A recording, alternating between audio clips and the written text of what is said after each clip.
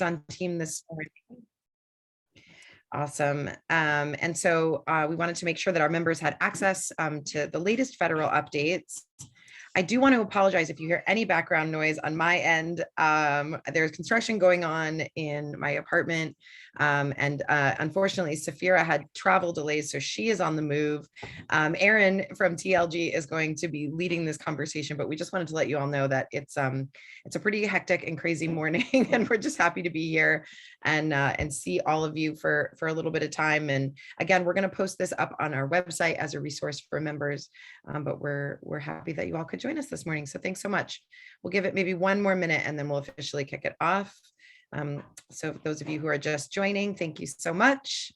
Excited to have all of you with us today. I hope everyone's staying safe and healthy.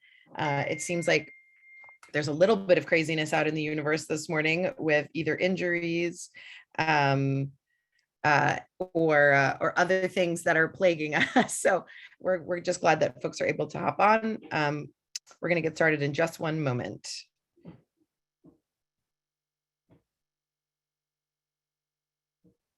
Yes, Justin, your text message. Yes. Awesome. Okay, great. I believe we have Safira joining us by phone. I'm so sorry about that, the distraction on my end. Welcome, everyone. Thank you so much. This is our debrief on all things federal with the liaison group. And again, I want to just let folks know we've had a pretty crazy, hectic morning, from tech issues to health issues to people being stuck in transit. So we're doing our best to hang out with y'all for a little bit of time and talk about the latest news from Capitol Hill. First off, I am hoping that Safira has connectivity at this moment.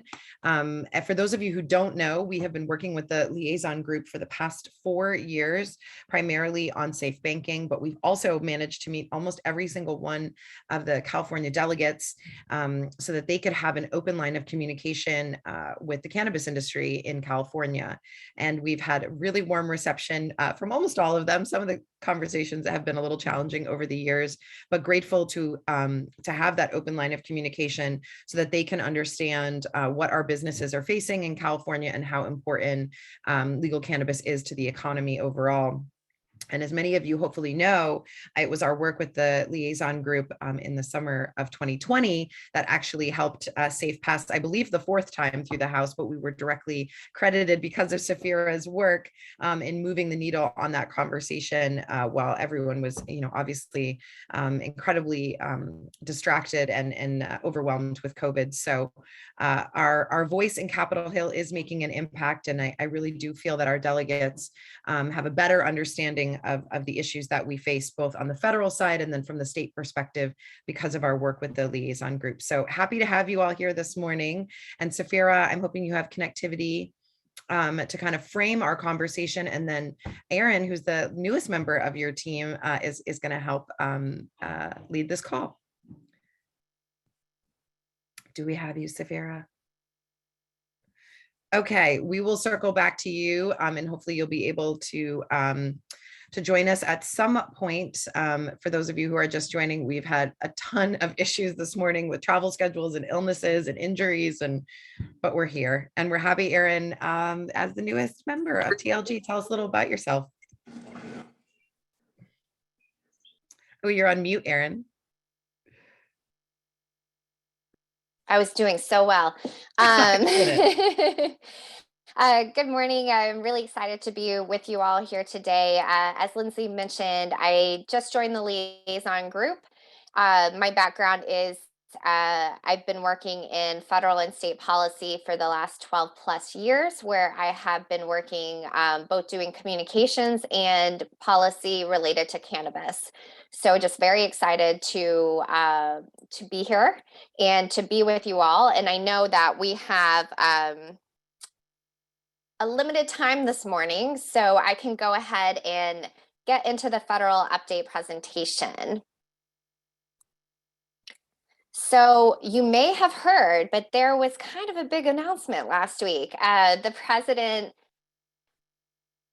did his October surprise for all of us, and we are very excited about it. But just wanted to go over what exactly he did, starting with the basics there. So the first thing he did was he is granting a pardon to all individuals who have been convicted of simple marijuana possession under federal or DC law. The second thing he did was he is calling on the governors to do the same with state offenses. And then the last thing is, and yeah, Oh, I Erin, think we're I'm good. so sorry to interrupt. Again, we're having a little connectivity trouble. Safira, I think you are on the line right now, but I'm hearing, okay. I Yeah, wanted to just okay. make sure that we're okay on that. I'll turn it over to you, and hopefully Safira can join us in a few moments. Sorry about that, Erin. No, of course. And then the third aspect of the president's announcement, which I know has people having the most questions, is he has directed the process to be initiated on the federal level to review cannabis's Schedule 1 status. This is completely unprecedented, and so we thought it would be good to just kind of go through all the implications of these three different parts of his announcement. So the first we'll touch on is the pardon impact. This will be around 6,500 persons with federal charges is the estimation. A couple thousand more probably with DC charges. Important to note, no one's currently serving time in federal prison on a simple cannabis charge. So no one's getting out of jail. And the Attorney General's office is just now developing the application procedures for this. So we will have updates coming in the next weeks on how that will actually run. The state impact, this is where most minor cannabis convictions happen, right? We had some governors who came right out the gate and said, we're going to do the same thing. Like in Pennsylvania, it was within an hour. We have other states who are reviewing if they can do this. And then we have states where action's already been taken. And then we have states where they can't unilaterally act. So it's kind of falling where you would think. Your normal actors have probably already done something to address this. I believe California has. And then we have other states that aren't going to do it no matter what you ask. So the real impact here is the message that the president just sent by saying that simple cannabis charges, consuming cannabis, possessing small amounts should not be a crime. Hard stop. People should not go to jail over this. And that is truly historic, and the impact of that can't be understated. Also want to just touch on in terms of what pardon versus expungement means. Pardon is more your forgiveness of the crime. Expungement is the more forgetting of the crime. That's where you would see if the charges, folks wouldn't have to check a box on their applications for certain education, employment, or housing opportunities, saying they had that conviction. And there are two bills that we currently have in Congress that would actually deal with expungement. That's the HOPE Act and the Marijuana Misdemeanor Expungement Act. And I think I see Safira on now, so I don't know if that's a good place for me to kick it over to her if she is able to just speak on that. Can you guys hear me now? Yes. Yes. Wonderful. Thank you so much. And apologies for the technical issues earlier. So, as Erin alluded to in the messaging, or the announcement from last week, the pardoning addresses if folks are currently incarcerated, but it is not going to address the record. And the reason that is notable is that the administration actually is not allowed to expunge records. Only Congress can expunge records. These two pieces of legislation, particularly the HOPE Act, has gotten traction, even though it was just introduced for the first time earlier this year with David Joyce and AOC. It's gotten some pretty interesting interest in the Senate side. We have discussed, and you have probably read, that there is going to be an attempt to include the HOPE Act in SAFE Plus, which we will talk about in a moment. We'll talk about prospects and politics around that. But the other piece of legislation that's really exciting is a piece of legislation that actually Aaron and I worked directly on with Troy Carter's office, Congressman Carter, and have been working with the White House specifically with this piece of legislation, and that addresses marijuana misdemeanors. So this is folks who were never incarcerated, but who nevertheless have a conviction and therefore have the limitations that a conviction creates, and this would address that category of individuals. Lindsay, do you want us to take a pause and open up for questions before we talk a little bit about timeline and process? Yeah, thank you so much, Safira. I was actually just messaging Justin on that very issue. If folks do want to submit any questions, this is webinar style, so we ask you to use the chat function. I'll try to help moderate to the best of my ability as we move forward. But yeah, feel free to submit them via the chat. And Safira, we can hear you just fine. And again, thanks to everyone for your patience on this chaotic morning. We're happy that you all are here, and we are recording this. So feel free to chime in via the chat, and I'll turn it back over to TLG. So, and just so you know, I can't see the questions, but Aaron, I'm going to let you start with the process, Okay. and then we can go and talk about timeline, and then talk about what that means for Safe Plus. So, if you want to take the slide there and move through that material, I'll pass it back to you. Perfect. And so now we are to that third action that the president took, and that is looking at rescheduling or descheduling cannabis federally. So the way this works is what has now been kicked off is the Attorney General is going to be asking Secretary Becerra, I know you guys are very familiar with him, for HHS through FDA to conduct a medical and scientific evaluation. This is called an 8-factor analysis. We have what factors they're looking at up there on the right-hand side. And that is the step 1. Step 2 is then they provide those findings as well as the secretary's recommendation of where or if cannabis should be scheduled to the Attorney General to then initiate the formal rulemaking process to make that change happen. I see there's a question. I don't know if you want me to go to the timeline or go ahead and take that. Yeah, I'm happy to read the questions, Erin, so don't worry about Okay. that piece. I can take that.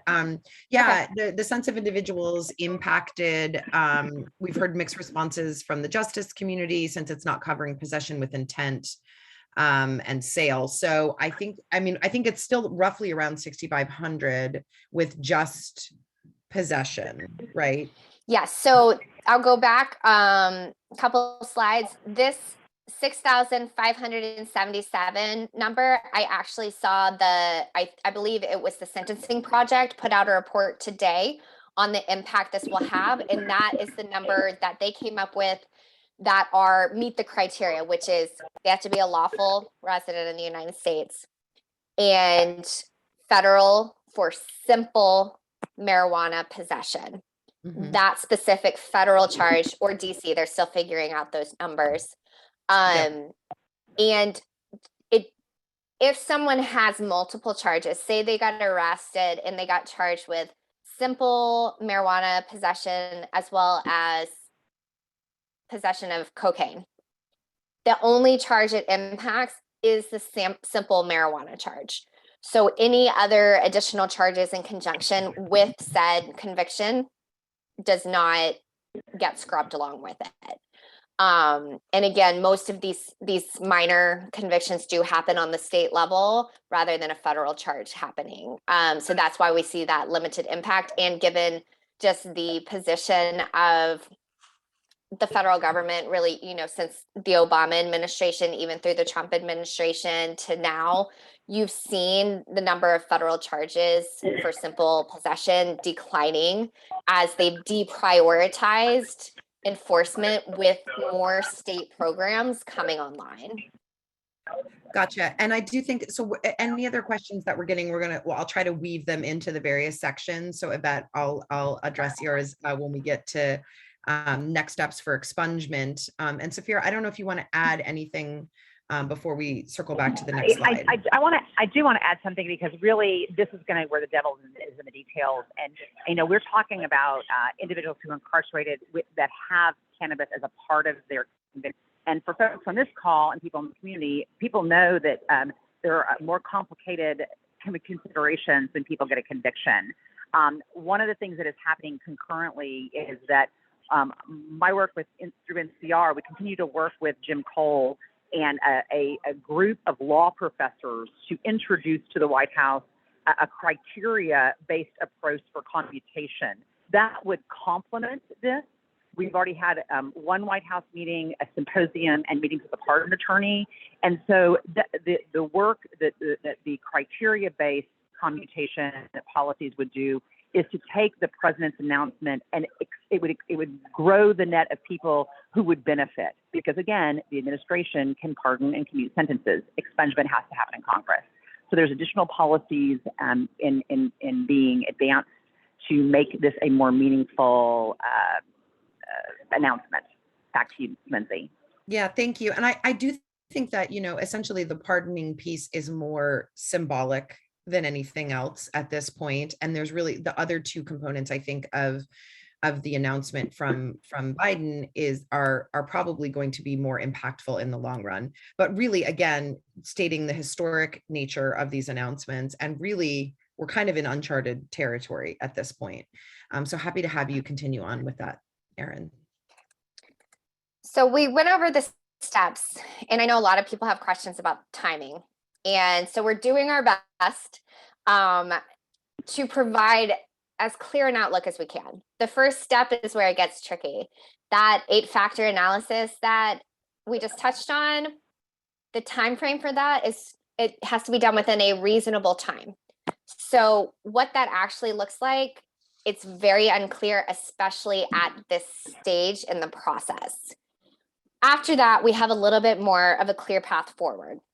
Once that evaluation is provided to the Attorney General, he has to issue an interim final rule within 90 days.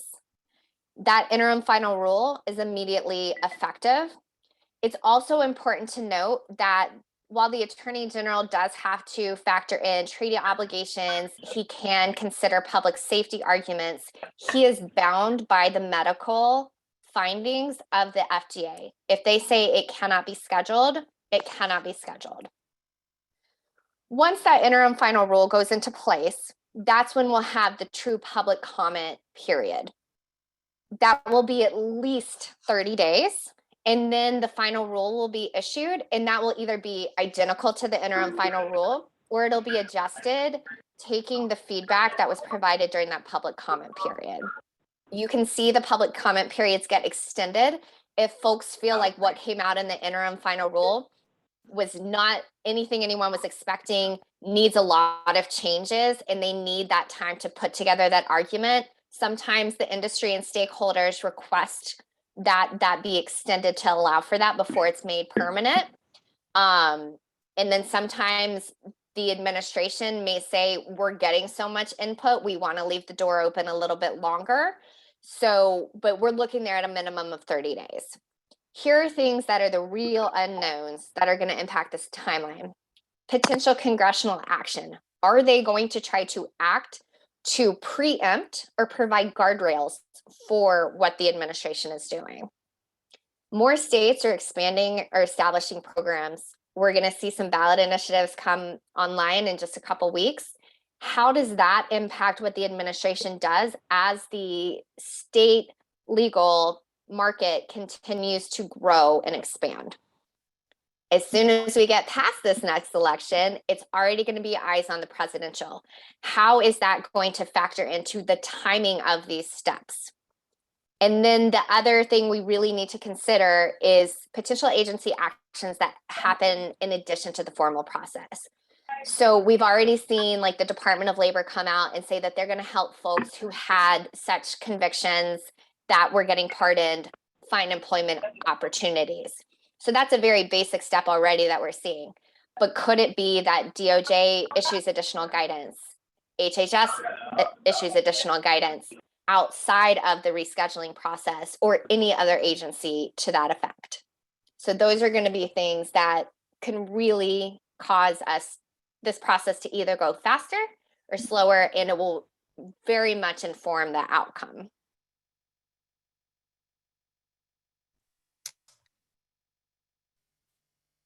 And this gets us to the what we still need to uncover, which I think is probably what we're going to get a lot of questions on. So I'll just touch on this and we can get into it. Is what information is HHS and the FDA going to use in that 8-factor evaluation? We know there's a lot of materials out there, especially in other countries. Are they going to be trying to conduct new research, or are they going to use existing? And how can we make sure that they're getting the best materials for this process? Again, we don't know what timing the agencies are thinking themselves. They're saying expedited. That is not a formal or legal term. So expedited to them may mean certain things that don't actually translate to that. Again, depending on what input are they going to take, both before the public comment period and then during that. And then, as always, what political influence are at play here? And that's going to, when you see the potential congressional action and additional agency action. So this is truly, truly uncharted territory here. Great, thanks, Erin. And I would love to invite Safira to add in some thoughts here. And then we do have a couple questions, but if folks have other questions, now's a great time to send them our way. So thank you, Lindsay, and outstanding job, Erin, on describing this. So I know that, and since this has come out, you can imagine that both Erin's and my phones have been blowing up. And for those of you wondering where David is, David Wilson welcomed a new baby boy the middle of September, and so he is formally on paternity leave, and I will not let him work, which is why he is not joining us, even though he is chomping at the bit. And I say that because, you know, we're all hands on deck in terms of understanding what is going to happen, where it is going to happen, and how the advocacy community, particularly, you know, our work in Washington and CCIA's work in the association, can inform the information that is being used, can give color to attempts to skew or steer the conversation in a way that's not beneficial. It doesn't give us a beneficial outcome. But I think the main thing I want for this group to take away and our relationship with you as CCI members is it is too early to come to a conclusion onto what is going to happen and what the impact is. And here's the reason, that even if there is a directive towards a scheduling outcome that at this moment feels either daunting or terrible. I mean, first of all, a Schedule 2 seems so unlikely, because why would they initiate if it's status quo? But there are so many iterations of what an outcome could look like, because it could be accompanied by additional guidance memos and additional regulations that have a different meaning for the industry. Some of the takeaways I will tell you on where I sit right now, and I would like to invite you to read John Hudak's articles from 2015 and 2016. They're outstanding.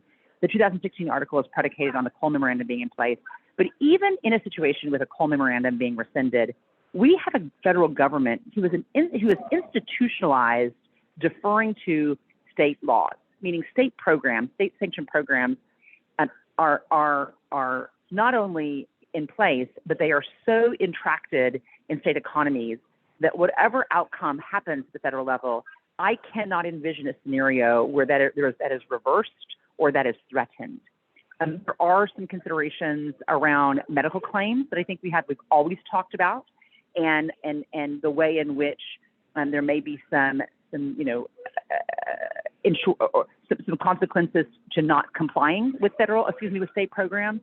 But the idea that somehow a ball is dropped and all this goes away, I just cannot envision a scenario.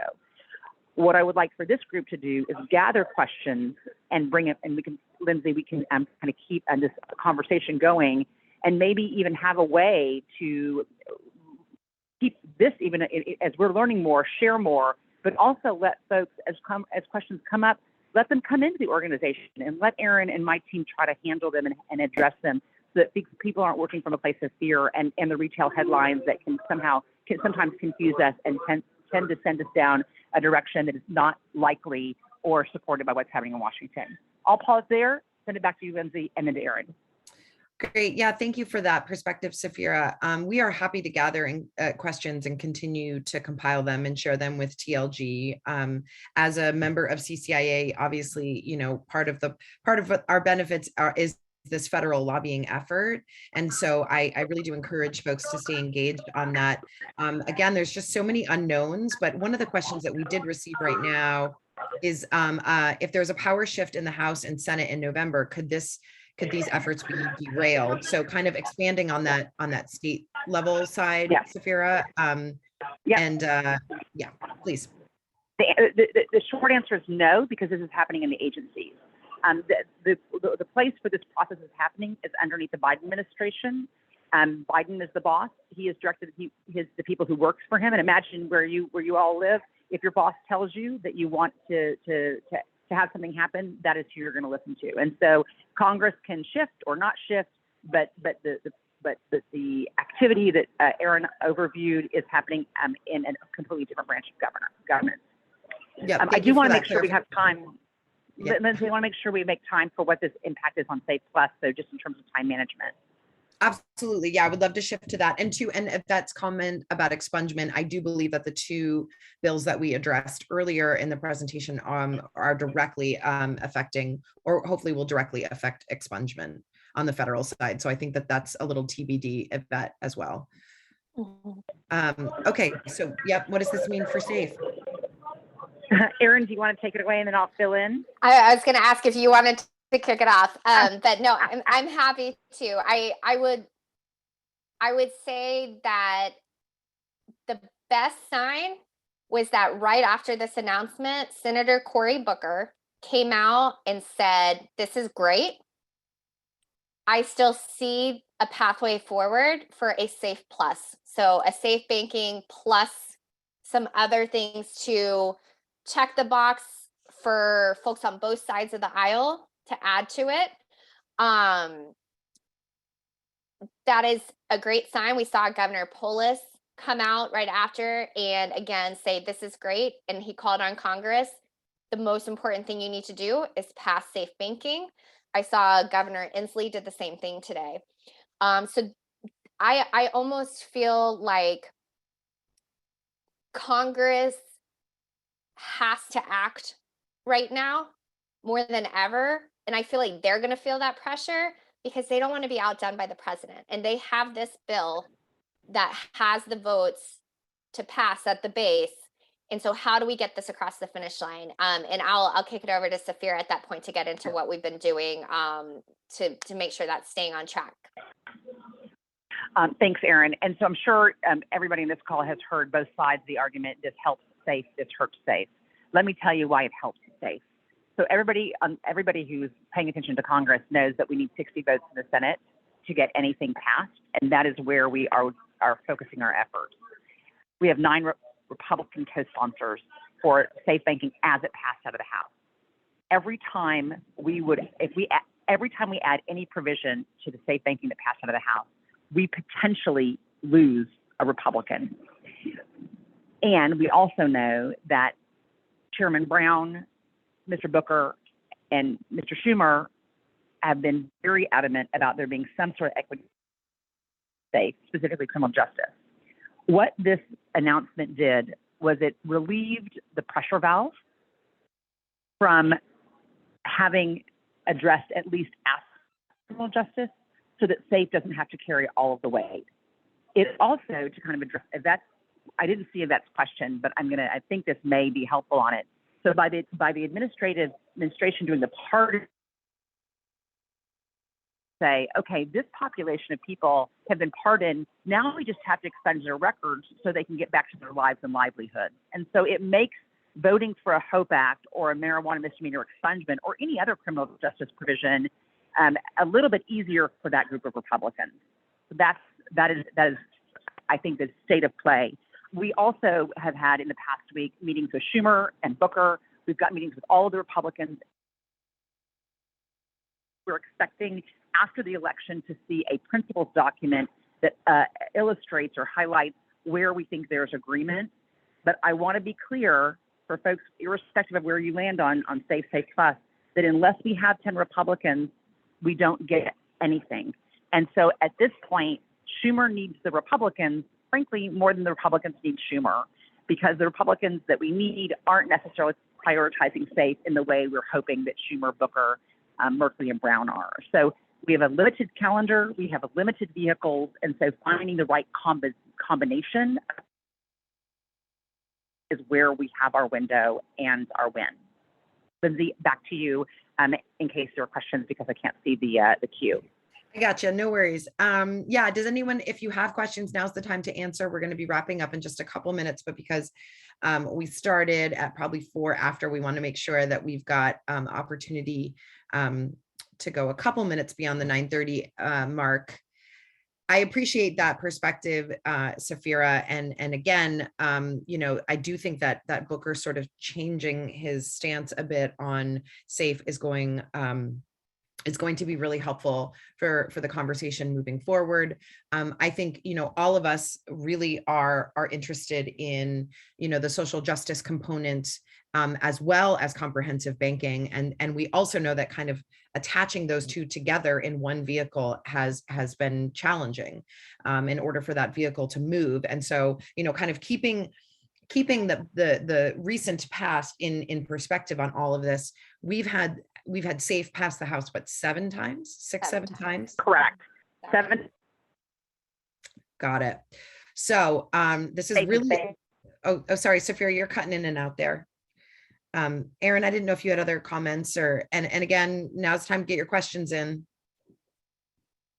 We can take any questions we have, but yeah, I mean, the impetus here is getting something across the finish line before the end of the year. It's important, and I think it's an important thing for people to note too, is even this process that the president has kicked off, we laid out the timeline, right? There's a lot of question marks on that, and it's not going to be anything before the end of the year, that's for sure, right? So folks need access to capital now to get up and running, to expand, to stay in business. They need the access to the same tools and resources that all other domestic industries have. And that can't wait for this process to play out.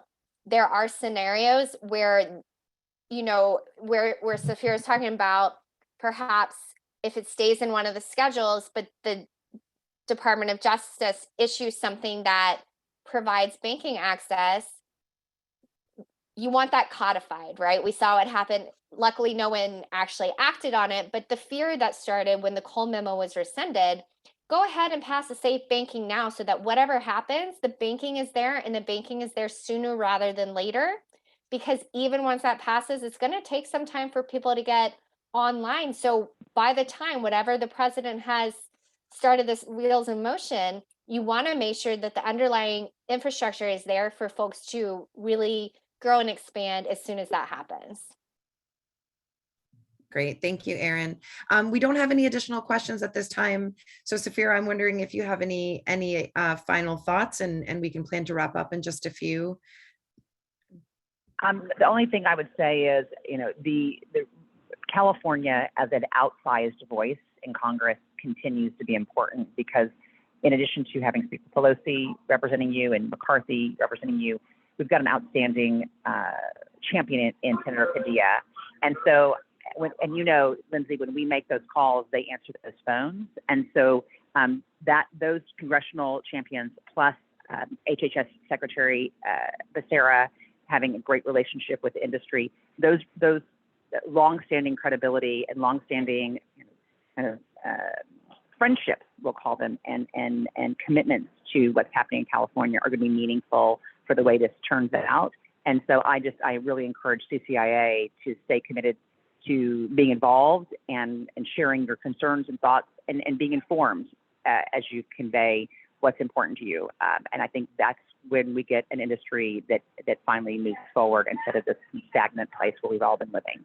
So with that, I'll turn it back to you and really appreciate the opportunity to speak with members today.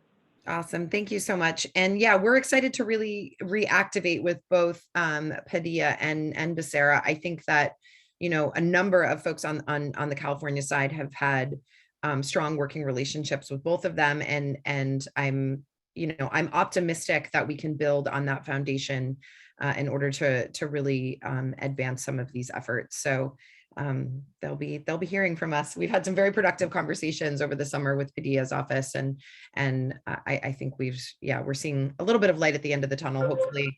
I mean, stateside, California is dealing with some really tremendously challenging issues, and access to capital and banking would be a much needed relief, just for our operators here. So hopefully we'll be able to move the needle. We really appreciate TLG's continued effort. And, for all of you who are unaware, you receive this benefit through CCIA. You have a voice on Capitol Hill through TLG. We're excited to continue to partner with you all to advance these really, really important issues. And thank you so much, both Erin and Safira, for hopping on today, and all of our members for joining this morning. If there are no further questions, and thanks everyone also for helping us deal with the technical difficulties and all the challenges. I was saying earlier that Mercury is no longer in retrograde, so I'm not really sure what's happening, but communication has been hard this morning. So thanks everyone for seeing it through with us, and we'll talk to y'all very soon. Oh, I did also want to note we tentatively have an additional federal update with TLG a couple days after the election. So we'll be regrouping and making sure that we are bringing you all the latest, developments after the election. And Safira, I just muted you because I had some background noise, but you can, oh, she's off. Okay. Erin, thank you so much. Welcome. We're really excited to work with you as well. And I think we're ready to wrap it. Thanks, everybody. Thank you.